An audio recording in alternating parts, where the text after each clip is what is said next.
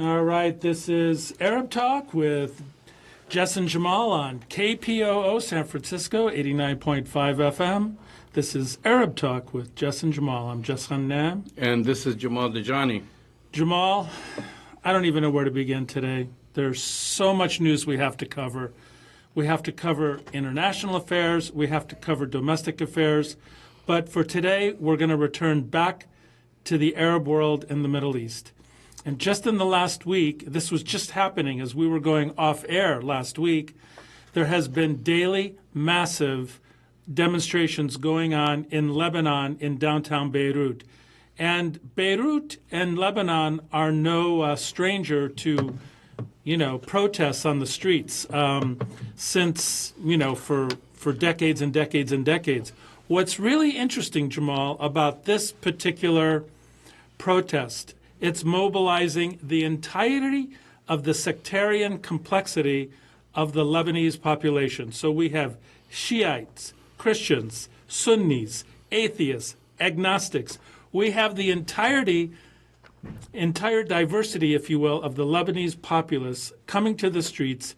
And what prompted the protest, Jamal, was the attempt by the government to tax WhatsApp, which everybody uses in the Arab world. It's the messenger of choice for everybody. The government, which is not running very well, is having massive cash flow problems, decided to tax all the calls on WhatsApp. The Lebanese would have no part of it, Jamal. And now, since about a week ago up until today, there's been this massive outpouring of demonstrations against the corrupt, ineffective Lebanese government that has been mobilized by, all Lebanese. It's really amazing. Well, it's more of a global affair, Jess, and we'll focus, of course, on Lebanon. For the time being, yeah. You have Chile. The spark there was an increase in subway fares. Right. In Lebanon, it was tax on WhatsApp calls, right? Then in India, it was about onions. No, I'm talking like people, if you look at so many things, you have mass demonstrations, of course, it's still ongoing in Hong Kong, in Bolivia, in Barcelona, in Spain, in Barcelona. You have also demonstrations, Iraq, and of course, Russia also had the demonstrations, and before that, the Czech Republic. So we're seeing a pattern here. I mean, it's almost like, in a way, synchronized unintentionally, so we can say, from Lebanon to Chile or from Chile to Lebanon, that the world has been experiencing, mostly driven by young people and then later on the masses. And in Lebanon is not any different because it's all about inequality and corruption by the government. I mean, if you wanna boil it down to two things, right? It's corruption, and it's also inequality, and that's the higher taxation, and a lot of people are getting away with, technically, with murder. Well, literally and figuratively, yeah. Literally and figuratively in these countries. So if we go back to Lebanon, as you know, we mentioned that briefly.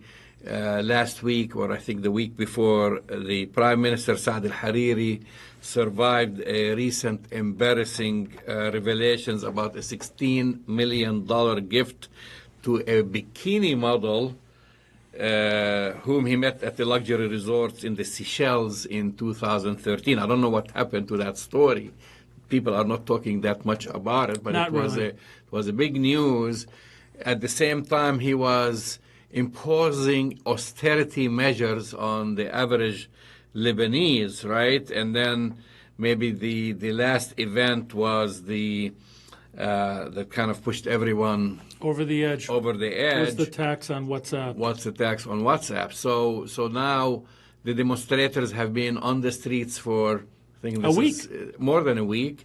We're getting to week 2, pretty much. Yeah, pretty much so. But don't you think it's interesting that you have such a cross-section of Lebanese society, Jamal? Because historically, Lebanon especially in this last 40 years, has been a very fractured society because the government is based on sectarian divisions.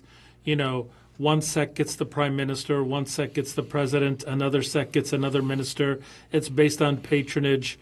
And well, we should take it a bit further and explain the political system that was actually created because of the Vichy government of France. In fact, that's during the colonial era, and in particular during the Vichy government of France, which, of course, taking it even further down the line to the Sykes-Picot Agreement and the Prime Minister of France and the Foreign Minister of France and the Foreign Minister of England drawing the map of the Middle East and basically creating Lebanon and, of course, the border of Syria, Jordan, etc. So the system that the French left based on the sectarian system you're speaking about, that the president in Lebanon has to be always a Maronite Christian. The prime minister is a Sunni Muslim. The speaker of the House or the parliament, speaker of the parliament there, is a Shiite Muslim. Nabih Berri currently is and he has been there for years, the speaker in Lebanon. And then you have the Saad al-Hariri, he is the prime minister, and Michel Aoun is the current president, right? So both, of course, the demographics, and I don't know if even the demographics were a factor back when Lebanon was created. But I don't think so. Certainly, demographics have changed as far as the population, because due to immigration and other factors, that why people question why, we have that sectarian system rather than having a secular system. And this is part of now of the slogans that we've been seeing, that people are questioning. Is like, do we want to continue the way we have been continuing? Because this creates pockets of different sects who pretty much so have formed their own communities and favoritism and patronage, right? And do we want to end it and be truly democratic? Be truly democratic. So that's one of the main demands. Of course, the real demand, even though we've heard from the Prime Minister Saad al-Hariri, we've heard also from the President saying, "I'm listening to you, both of them. Let's sit down and talk."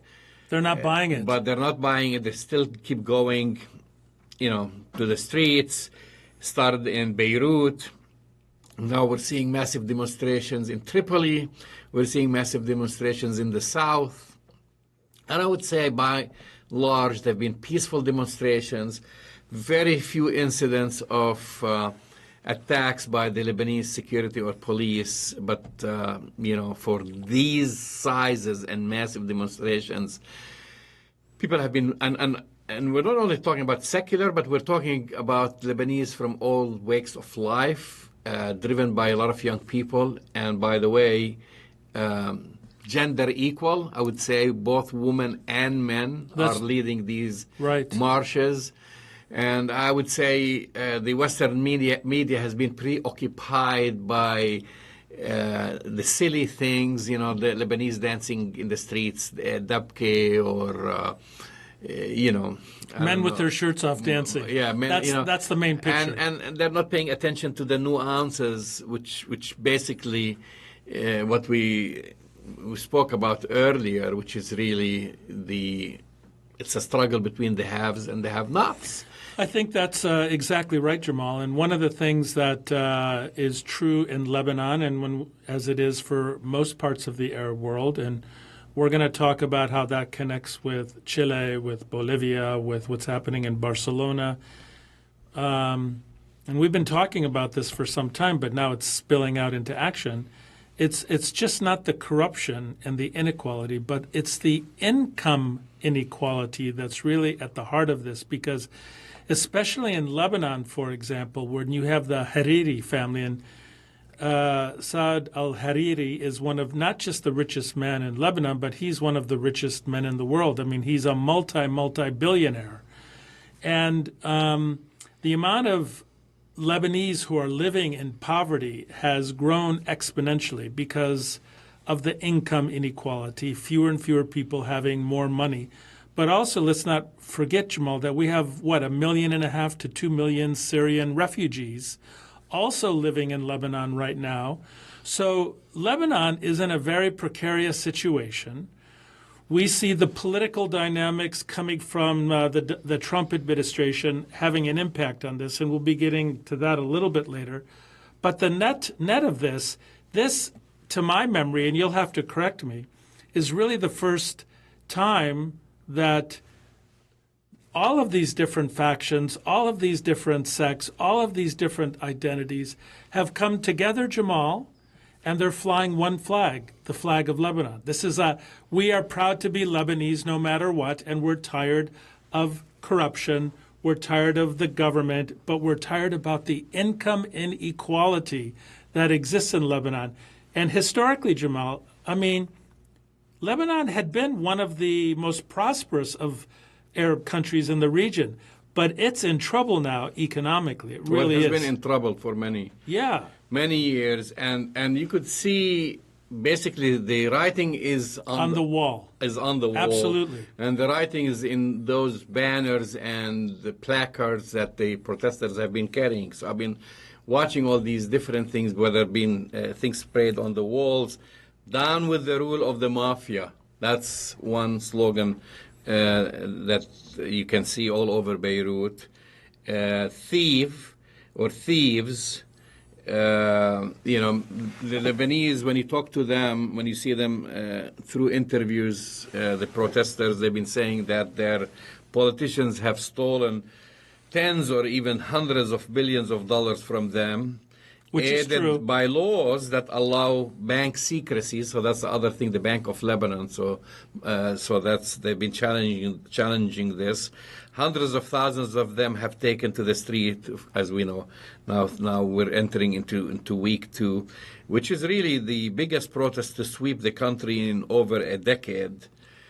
And the message is one. The message is really targeting the politicians. I think at the end of the day, there is a main demand for the government to basically dissolve itself, but they're also asking for accountability. Yes. So when you see Hariri going and say, okay, we're hearing you, okay, we're going to cancel the tax on WhatsApp, that's not the issue. This is like, I'm using a cliche, the last hay that broke the camel's back. Right. Right?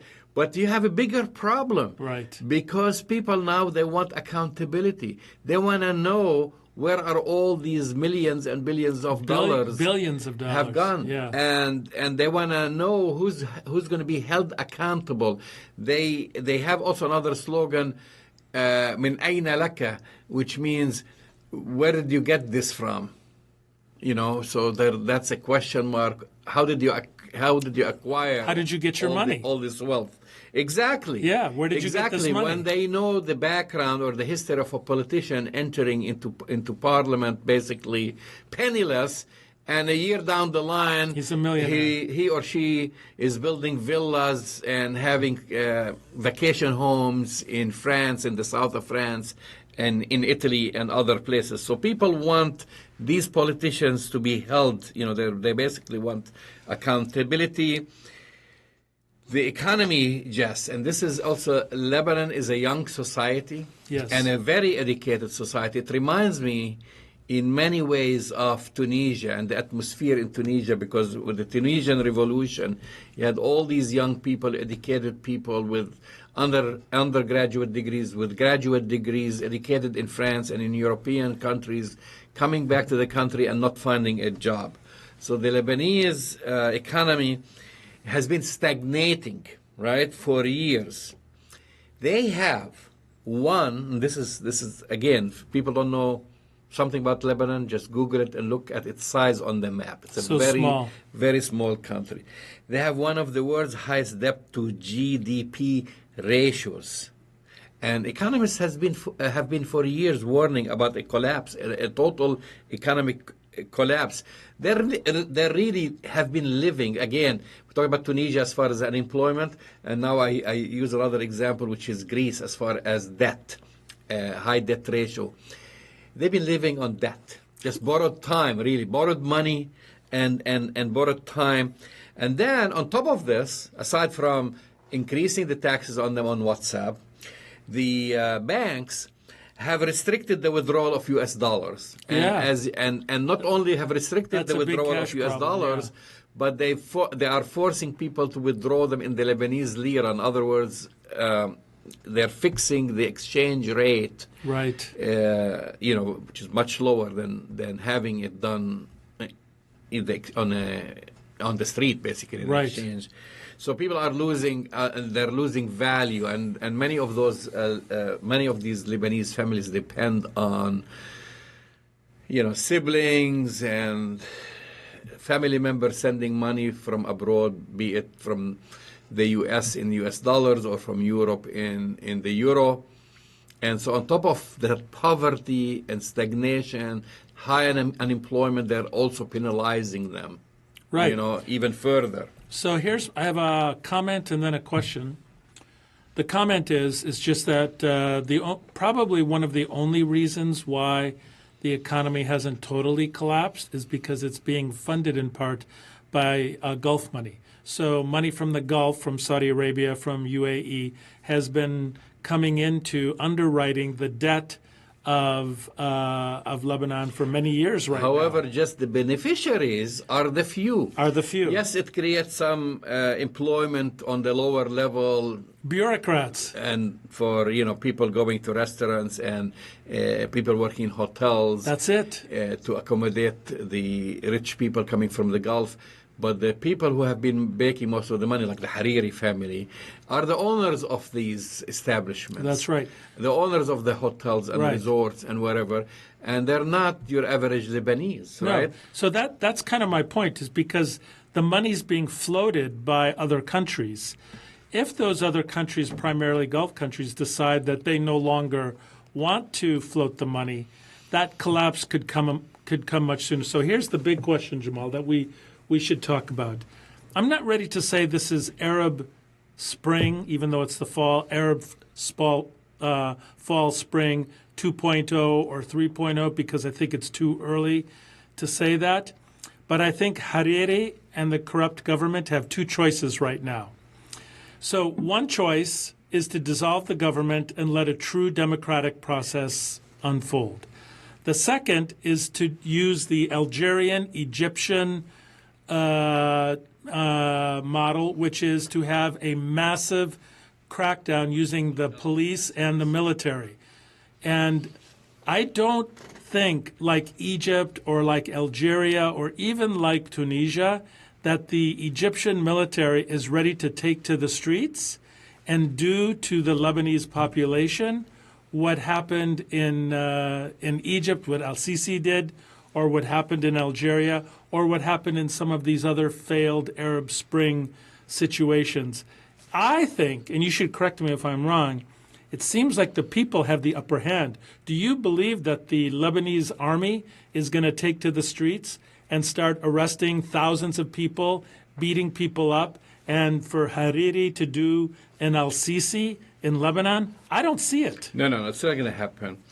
And they've, as I've said, by and large, these have been very peaceful demonstrations, very few incidents of beatings by the police, etc.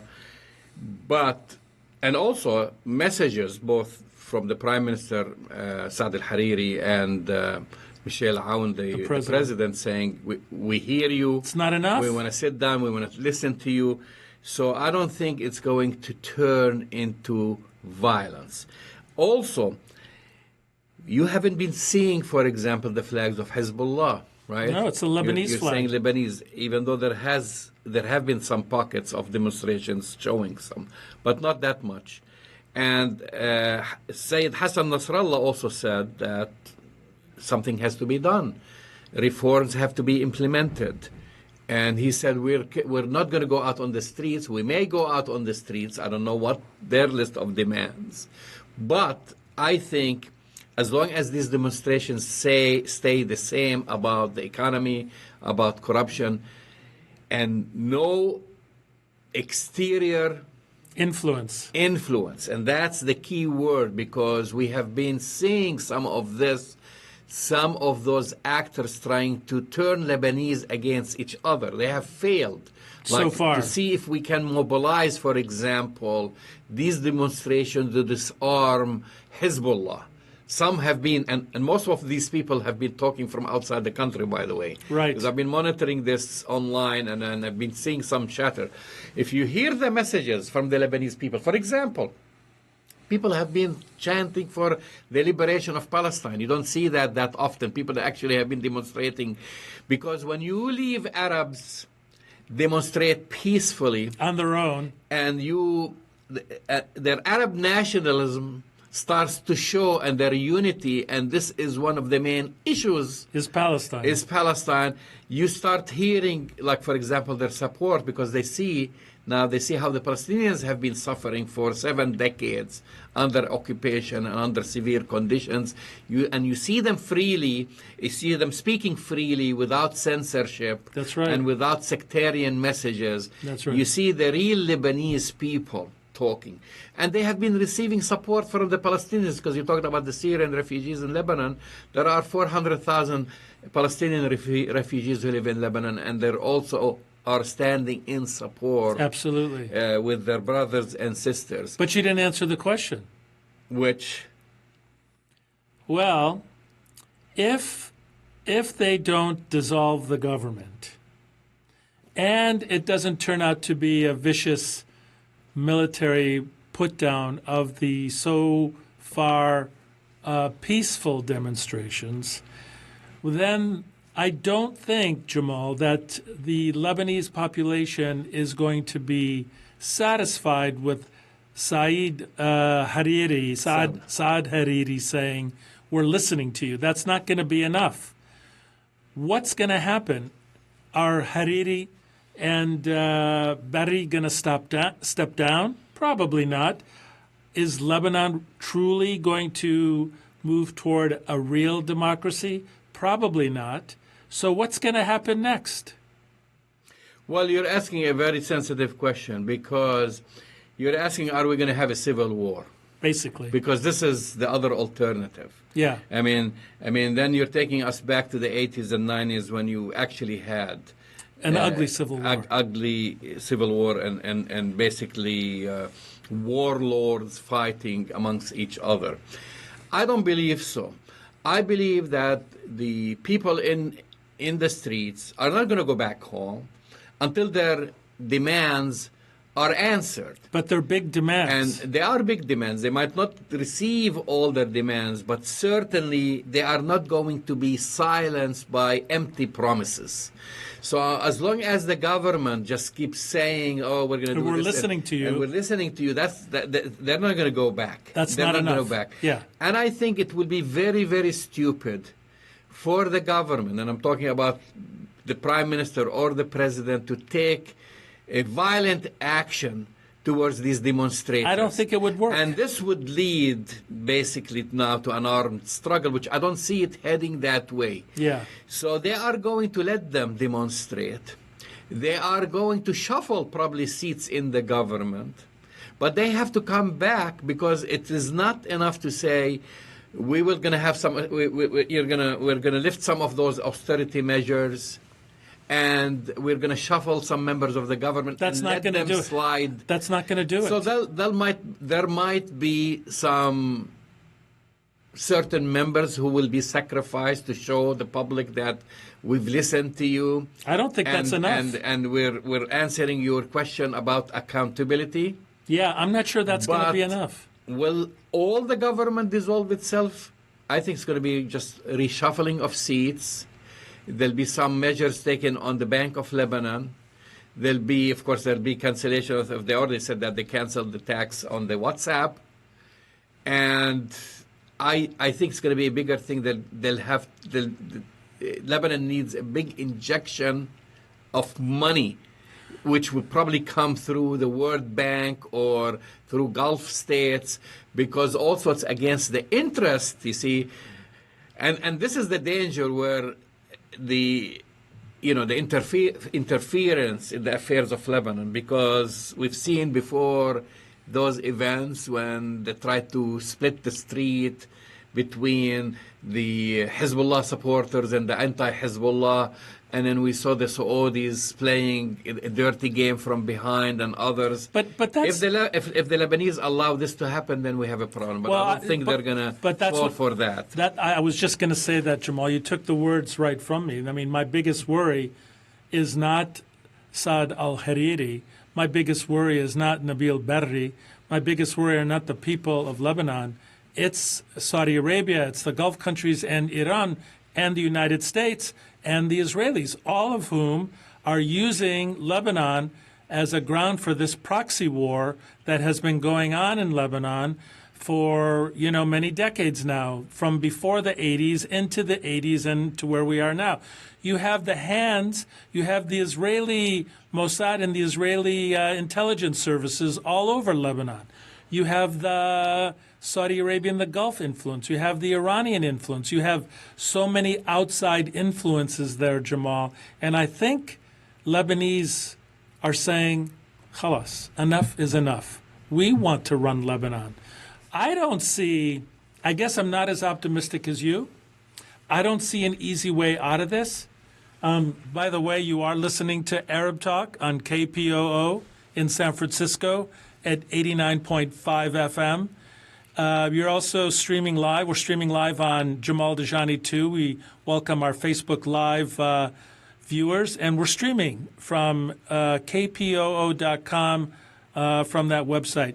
I guess I'm just not as optimistic as you, Jamal, because I really believe this is an awakening of sorts for the people of Lebanon and that younger generation who are sick and tired of the sectarian divisions and sick and tired of outside influences running the show in Lebanon. And I don't see an easy way out. I don't see placating the people who are protesting with dropping the WhatsApp tax as really being enough. People are living in poverty, income inequality, unemployment rates, as you said. There's a cash crisis in Lebanon right now because you can't even take your money out in dollars. So we have to follow this story, Jamal, because, okay, here's the reason why we're talking about it. This is not an isolated event because we were talking about protests in Egypt on a much smaller scale. We're talking about what's happening in Chile, in Bolivia, in Barcelona. So something is going on right now globally that is suggesting that it's too early to say tipping point, but the impact of global income inequality is starting to bubble up. We see globally right now. And I think Lebanon will be a flashpoint. In the past, unfortunately, outside of Tunisia, many leaders and despots of the Arab world have solved this problem with military intervention and bloodshed, like Egypt, unfortunately. Tunisia is still our best model for what happened after the Arab Spring. We can only hope that the Lebanese government will follow the Tunisian model and not the Egyptian model for what's going to happen next.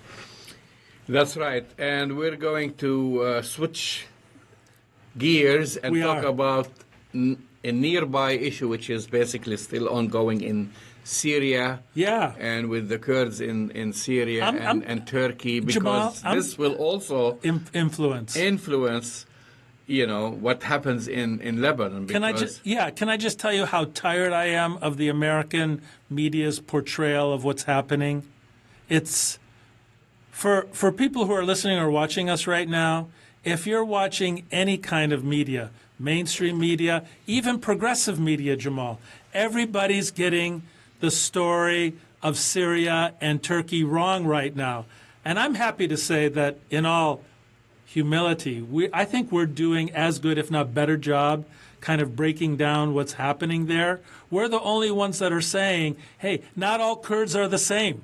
You have the Kurdish population is very diverse. There's lots of diverse influences. So I'm not ready to jump on the bandwagon of saying, what we're hearing in the mainstream media. Well, I mean, nevertheless, we can all agree that President Trump threw the Kurds under the bus. He threw some Kurds under the bus. Some, because they've made promises. And on Wednesday, President Trump announced that Turkey had agreed to a permanent ceasefire in northeast Syria, claiming that the United States was bringing peace to the region after decades of failed efforts. So Trump now wants to take credit for bringing peace after he threw, in my opinion, he threw the Kurds under the bus. And now he's saying that we have permanent peace, which is totally bogus, because just this morning I was like watching the Kurds saying, no, we're still getting shot at. The Turks haven't stopped bombing us. And he's saying now we have permanent peace, we're having peace after decades. And then... but he also missed the fact that Erdogan and Putin met yesterday, and they're the ones that decided what's going to happen. And these are his words, by the way. Turkey, Syria, and all forms of the Kurds have been fighting for centuries. Not true. Not true. False. You know, he said that we have done them a great service and we've done a great job for all of them, and now we're getting out. Let someone else fight over this long blood-stained sand. That's so racist, man. These are his words. Let someone else fight over this long blood-stained sand, and we're out of, you know, we're getting out of there. And breaking news, Jamal. It had nothing to do with Donald Trump. It had everything to do with Erdogan and Vladimir Putin. Vladimir Putin and Erdogan met yesterday. They decided what they were going to do. Fundamentally, they're the ones that solved the equation. This has nothing to do with the United States. And what we're seeing, Jamal, and I said this last week and the week before, what we're seeing in Donald Trump's, I don't even know the right adjective to use, is a complete reconfiguration, potentially, of the entire region because of this one move that he made to allow Erdogan in. Well, also, we can't let Obama off the hook. We shouldn't. Because Obama was the one who dragged the United States in the first place. In the first place. So, yes. So this whole mess and all those countries who have been participating in this proxy war that they've created in Syria. The issue of the Kurds is the latest. I mean, there are several issues. I mean, now everyone is like saying, oh, the poor Kurds, the poor Kurds. It's not about the Kurds. Guess what? Half the population of Syria is either displaced or made refugee in neighboring countries. Thank you. Guess what? You know how many Syrians have died in the past 3 years? Close to 400,000 Syrians have died, and they're not necessarily Kurds, they're not necessarily Muslims, they're not necessarily Christians. From all sects of the Syrians have been killed because of this proxy war and because of these mercenaries, aka ISIS and others, who have been let through the porous borders between Iraq into Syria, by the way, Iraq and Turkey into Syria. So can we just say, Jamal, because you're exactly right. You know, it started with Bush, obviously, with the destruction of Iraq and the destabilization of the region in Afghanistan and Iraq, which led to the emergence of ISIS.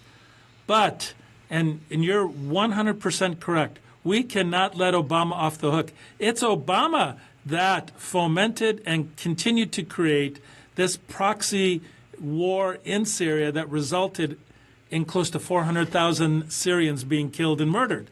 So, hello, wake up, everybody. You need to know your history a little bit better. I'm going to say something very unpopular, Jamal, very unpopular. It's not the first time. This catastrophic thing that Trump did could lead to the unification eventually of Syria again. Because the whole point, and what we've been arguing for many years now, let the Syrians decide what to do with Syria. We shouldn't let the Americans or the Russians or the Iranians or the Turks or the Gulf countries decide what Syria is about. Syrians need to decide this for themselves. Absolutely. But this is what Turkey is going to be doing, Jess, and I think this is what will lead. We talked about it earlier. Turkey now, for example, they're creating a 20-mile zone. Trump calls it a peace zone. From the borders around the Kobani area, between Kobani area and Tal Abeid. And also, they are maintaining another area they have captured before, which is more than actually 20 miles. They've been breaking this on the map in different areas. And another third area, Turkey and Russia will be patrolling a 6-mile strip border, which starts from Ras Al Ain to Kamishli. So basically the border line between Syria and Turkey, right, it will be under Turkey. So you're talking about anywhere between 20 and 26 miles or 6 and 26 miles actually zone will be mostly under the control of Turkey. Yeah, but for how long of a border? Well, listen, they're creating a buffer zone. They're creating supposedly a buffer zone. And you know what's going to happen? Turkey has 1.5 million or more. How many? Almost 2 million Syrian refugees. 2 million Syrian refugees. I believe this is a way for Erdogan to get rid of them out of his country.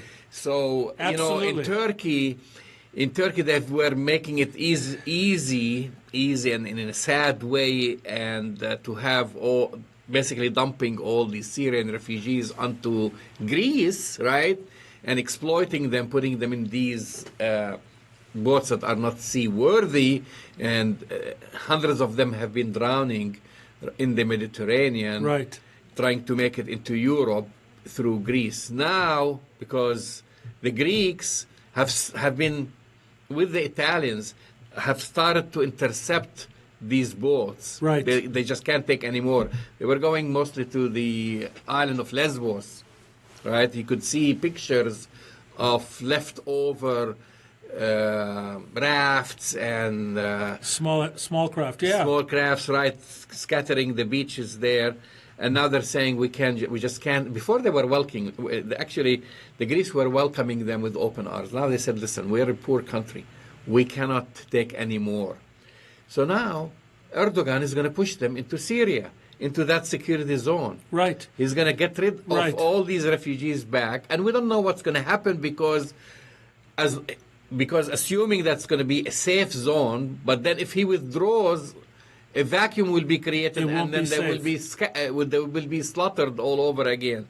So there is a game that Turkey is playing. Yeah, it's not doing it because of the love of the Syrians. No, and it is not doing it because of its own security, but rather, I mean, there are two parts, because when you talk about also the Kurds there, Erdogan is going after the PKK, right? Members of the PKK who have now moved into Syria, right, and who are considered terrorists by NATO, the United States, the EU, etc. He's going really after them. But with this delicate ceasefire, I would say, delicate ceasefire. Yeah. Here's the other part. And it's not going to hold, in my opinion. No, I agree with you. And here's the problem. And this is not defending Erdogan at all, because what he's doing is setting up the possibility of a really horrific slaughter of Syrians.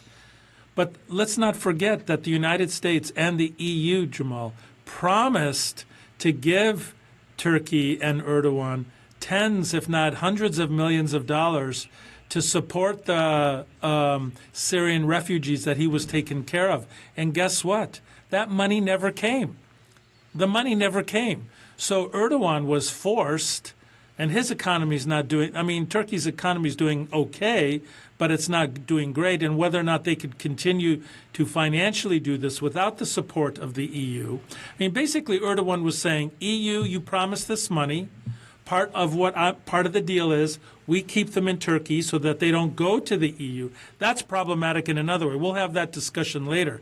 The EU says, okay, we'll give you the money. The United States promises money. It never came. So this geopolitical chess match that's going on is very complicated. And it's all going to come down to, I think, whether or not when that vacuum occurs, who's going to fill it first. Interesting thing, Jamal. Your friend Donald Trump said, we won, we succeeded. The 500 American forces are going back to Iraq. He also said, oh, by the way, we're going to keep 100 in Syria to protect the oil, not to protect people, but we're going to protect the oil. We don't care that thousands are going to get slaughtered, but we want to protect the oil. Well, at least he's very honest about this. We know, because that wasn't the case When George with Bush. George Bush But the talking about why we invaded Iraq, basically. But the point I wanted to make is that as soon as Trump said that, our Americans are going to go back to Iraq and work with the Iraqis, the Iraqi prime minister said, hey, you guys can't stay here. Americans can stay here for maybe 2 weeks or maybe a month, and then you got to go. So the turmoil and the chaos and the upset, if you will, geopolitically, that's being created not just in Syria, Jamal, but in Iraq, in Turkey, to some extent in Afghanistan right now, because we didn't even talk about Afghanistan. We will. This is just so unstable right now that the possibility of something bad happening, it could happen in a heartbeat. You're listening to Arab Talk on KPOO San Francisco. This is 89.5 FM. We also welcome our listeners on Facebook and our viewers on Facebook Live. Yes, and I'm so happy that he admitted that he was protecting the oil of Syria. So talking about some local politics now, because, of course, the impeachment is ongoing, and talking about Trump taking credit for things he hasn't accomplished, or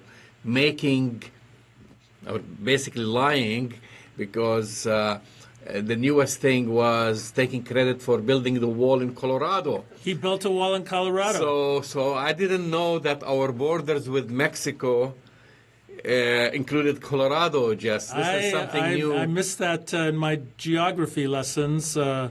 I didn't know that Colorado shared a border with Mexico, Jamal. That's news to me. So because you were saying, he said, we're taking credit, these Kurds and Arabs and Turkey, they've been fighting for decades. No, and centuries.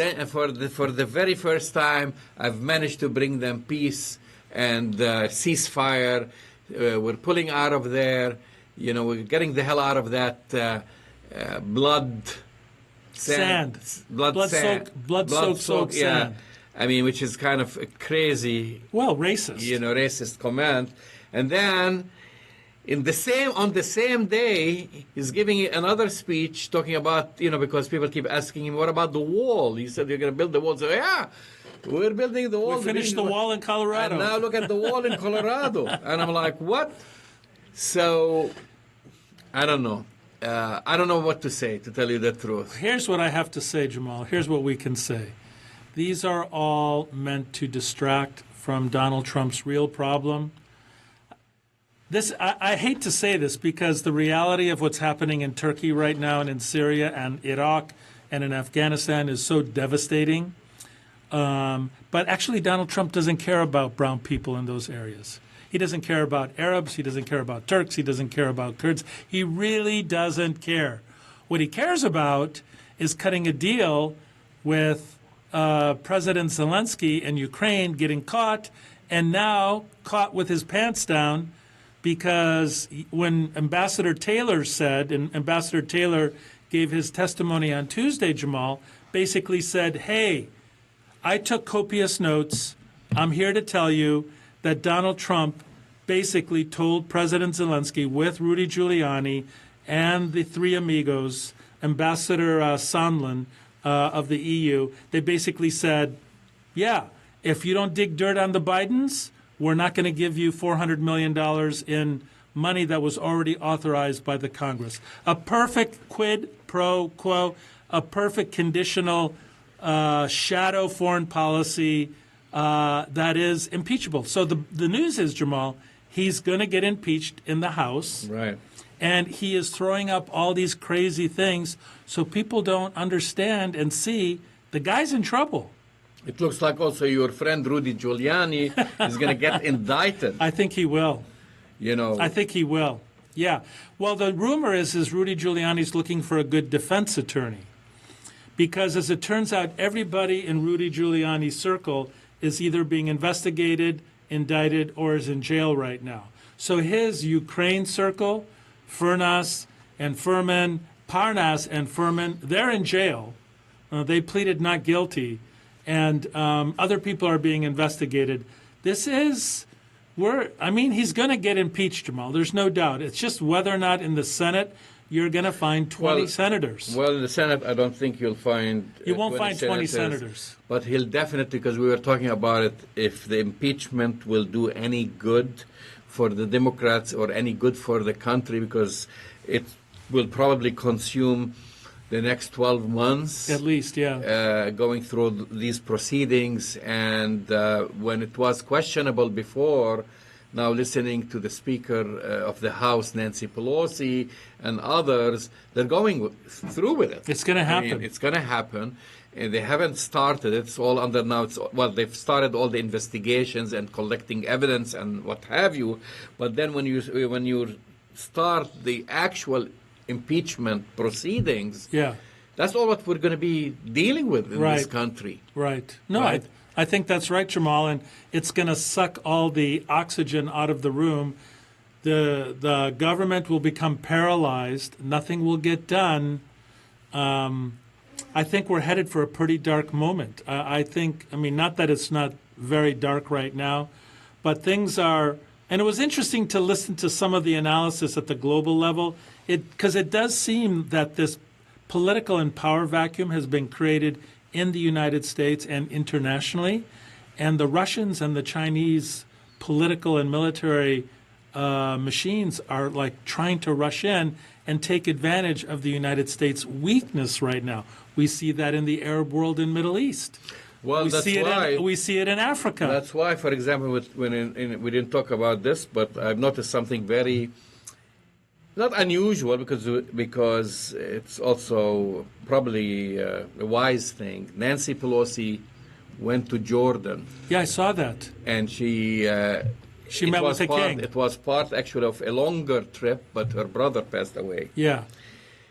That actually the number 3 ranking most powerful person in the United States is doing the job of the president and the vice president of the United States. And the Secretary of State. And the Secretary of State. She's doing all 3 jobs. I just would have liked to be a fly on the wall to hear that conversation, going to meet with allies and partners and whatever, and say, hey, we have this.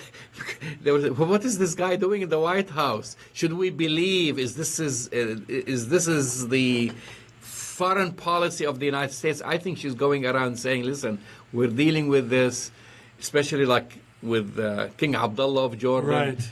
I want to assure you, you are a partner. You're not going to be thrown under the bus like the Kurds. We don't know that. And I think that's what she's doing. I'm sure she's doing it, but I don't think that Abdullah or anybody else can be assured. I wanted to just kind of, since we're in the region of Jordan, Jamal, I just wanted to say that your favorite politician, Bibi Netanyahu, he failed to form a government, which was expected. Which was expected. Now Benny Gantz has got 30 days to try to form a government. So my question to you, I know you follow the Israeli media. I'm not a betting man. I don't think you are. Are you betting that Benjamin Netanyahu is out completely, or does he still, is he going to jail, or is he going to stay in the Knesset? Which way is it going to go? Well, it depends on Gantz, and it's not guaranteed that Gantz will succeed, because then they'll do another election. Again, the kingmaker is Avigdor Lieberman. Right.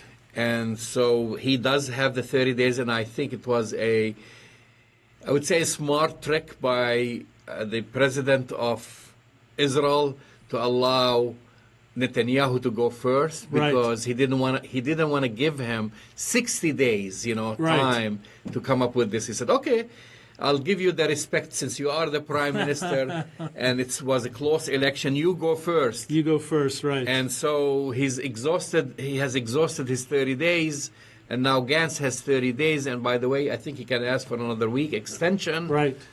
And he has been planning for the past 30 days, but it's still not guaranteed. It's not 100%. And if he doesn't succeed, they will go for another round of elections. However, Jess. But you didn't say what was going to happen. However, there is now discussion inside the Likud questioning whether if they went to another round of elections, if they'll keep Netanyahu as the head. Yeah. Or should they try their luck with another leader? So in a way, if this happens, he's finished. Because if his own party is now saying, you know what, you've been trying, let's try with someone else, they are going to sideline him and try to kind of make a comeback with another person who will challenge him for the leadership of the Likud. I have a feeling that Gantz will strike a deal because if you listen to his words, he's been saying everything that Avigdor Lieberman wants to hear. Yeah. Like everybody's getting excited. I'm not excited. Are you excited? No. Gantz coming into power with Avigdor Lieberman. I mean, it's like another side of the same coin. No, but he's gonna give Avigdor Lieberman. The first thing he's gonna give him a lot of power. The first thing that Gantz has said in the past 2-3 days that he is not moving a single settler or settlement from out of the West Bank. Right. So how is that different? So that's not any different. And so I think he's not speaking to the Israelis, all Israelis. He's speaking also to Lieberman because he's the king of the settlers. Right. Lieberman is their godfather of the settlers. Right. So he's trying to kind of show him that I'm going to be tough on the Palestinians. We're not going to move the settlements. I'm for keeping Gaza in a prison, basically, and maybe try to form a coalition with him. So in order to succeed, he needs him. Well, on that note, we want to thank our listeners again. We've been listening to Arab Talk on KPOO in San Francisco, 89.5 FM.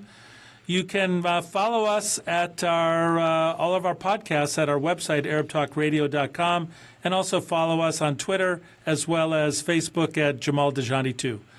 We'll see you all next week. See you next week.